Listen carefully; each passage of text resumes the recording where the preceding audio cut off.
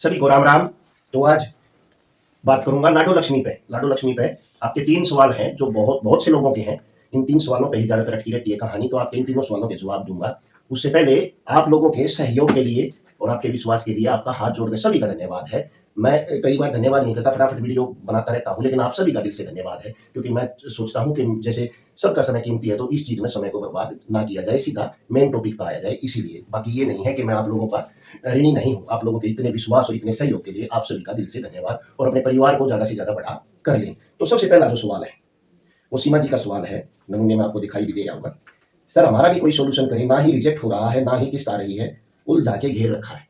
तो मैं बाकी सदस्यों को बता दूं सीमा जी की क्या समस्या है। सीमा जी का अकाउंट नंबर जो है वो गलत था, तो उन्होंने अकाउंट नंबर अपना चेंज करवा लिया, फैमिली आईडी में भी अपडेट हो गया। में कुछ लोगों के, कुछ मेरी माताओं बहनों के लाडो लक्ष्मी ऐप पर री अपलोड अकाउंट नंबर आया था। ये री अपलोड अकाउंट नंबर की समस्या है।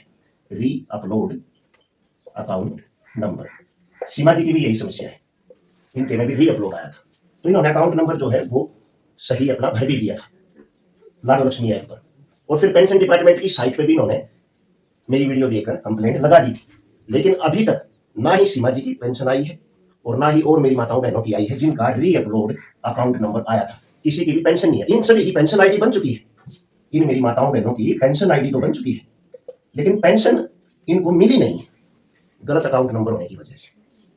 तो अब आपको समझ में आ गया भाई ये क्या समस्या है। ये री अपलोड की समस्या है। सीमा जी की भी यही समस्या है। शुरुआत से ही ये नवंबर से ही इनकी ये समस्या है, और ये इसका समाधान नहीं हो रहा है। तो इसके लिए सीमा जी आपको क्या करना है मैं आपको बताता हूँ।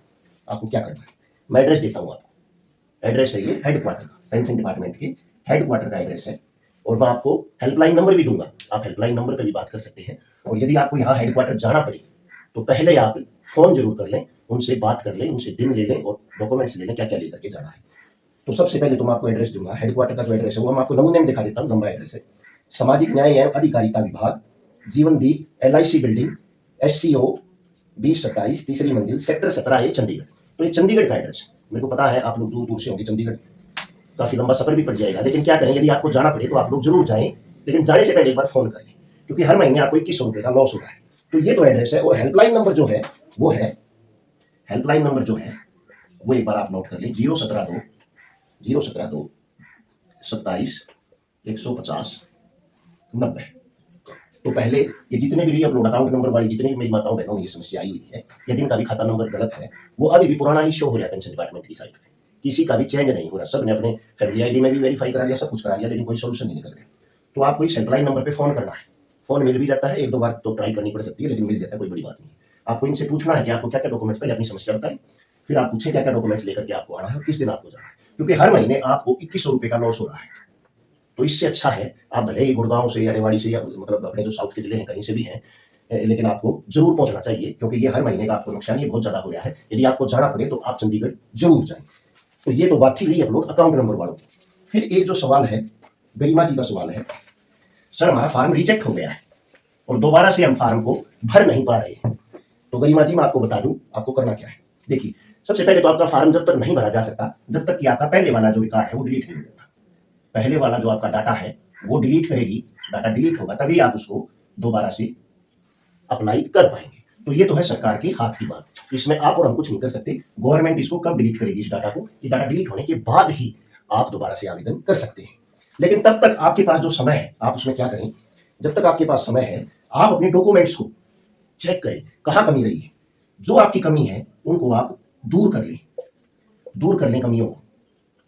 खुद से नहीं करवा सकते कुछ चीजें ऐसी हैं तो आप नजदीकी CSC पर जाकर इन कमियों को दूर कर लें। जब तक आपके पास समय है, जब तक आपका दोबारा से नया आवेदन नहीं भरा जा सकता, क्योंकि ये जो समस्या है ये यही समस्या है, क्योंकि वो बार बार आ जाता है कि डोमिसाइल पहले से यूज किया हुआ है, रेजिडेंस नंबर जो आपका है। तो इसके लिए आपको थोड़ा इंतजार करना पड़ेगा, तब तक आप अपनी कमियों को दूर कर लें। फिर सुशीला जी का जो सवाल है, सुशीला जी कहती हैं कि सर लाडो की किस्त नहीं आ रही है, पहली किस्त आ गई। ये बहुत सी मेरी माताओं बहनों की समस्या है कि पहली किस्त आ गई थी, दूसरी तीसरी नहीं आई, चौथी नहीं आई, या पहली दूसरी आई तीसरी चौथी नहीं आई, या पहली आ गई दूसरी नहीं आई, जिनकी बाद में पेंशन आईडी बनी होगी तो पहली आ गई दूसरी नहीं आई। तो ये बहुत सी मेरी माताओं बहनों की ये समस्या आई हुई है। तो मैं आपको बता दूं इसका कोई ज्यादा लंबा चौड़ा सोल्यूशन नहीं है, सिर्फ एक ही सोल्यूशन है। ये जो किस्त रुकती है इसका एक ही कारण है, आधार कार्ड के फोटो से आपके चेहरे का मिलान नहीं हो रहा है। तो इसके लिए आपको क्या करना है, आपको 2 छोटे छोटे काम करने हैं। एक तो अपना आधार कार्ड अपडेट करवा लेना है, दूसरा आपको फैमिली आईडी अपडेट करवा लेनी है। फैमिली आईडी, दोनों को आप अपडेट करवा दें। ये आपका यदि 1 साल से ज़्यादा पुराना है आधार कार्ड तो इसको अपडेट करवा दें, या आपकी 6 महीने से ज़्यादा फैमिली आईडी पुरानी है तो इसको अपडेट करवा दें। इन दोनों चीज़ों को अपडेट करवा दें। तो कुछ मेरी माताओं बहनों ने तो करवा भी दी होगी, लेकिन उसके बाद भी आपकी किस्त नहीं आई, मैं मानता हूँ ये बात। तो उसके लिए आपको क्या करना है, आपने ये दोनों काम करा लिए, आधार भी अपडेट करवा लिया, फैमिली आईडी भी अपडेट करवा ली, आप लाइव फोटो भी करते हैं। एक तो मेरी मान के आप लाइव फोटो महीने में 2 बार करें। एक बार तो आप 1 से 7 तारीख के बीच में जरूर करें, 1 से 7 तारीख तक आप जरूर करें, और एक बार आप लास्ट वीक में, लास्ट वीक जो महीने का होता है उसमें आप एक बार लास्ट वीक में भी आप जरूर करें। आप 3 बार भी कर सकते हैं, 4 बार भी, 10 बार भी कर सकते हैं, 30 के 30 दिन भी आप लाइव फोटो कर सकते हैं।